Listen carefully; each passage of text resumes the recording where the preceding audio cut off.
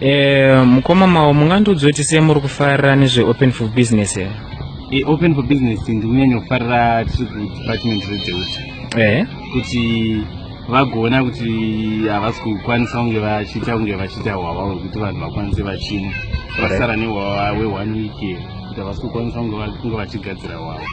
Saka I'm very happy nenhau iyoyo kuti nesuwo kunoko tikufara kuti it's open for business. Saka izvozvi ndozvatikunyanya kufarira. Alright, musati maenda kumberi mungandoudza kuti pamuri kufara kuti zvedeuta yaita ichakwanisa kugadzira hwahwa hwakawanda muti open for business, mungajekesero here kune hama neshamwari dziri kunzwa kuzva kuti tonyatsowonesana kuti zvakamira sei? Tikubenefitawo ipapo pakuti izvezvi ndanichigadzira list rana gogo vemuno muraini medu muno vanobika chikokiyana, vanobika musombodhiya, vamwe vanobika chikokiyana.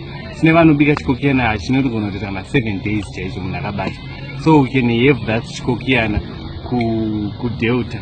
Saka izvi tikukompaila izvi ndine malist anagogo it's about ndine 13 izvo zvanagogo 13 anagogo maraini mese ticollecta anagogo vese vanobika zvikokiyana zvinonzi zvinobata zvacho zvezvi. Saka we want them kuti tizviunganidze tiende kudeuta tinobikira ikoko so that tisupply nyika yedu isashayikirwe nehwahwa.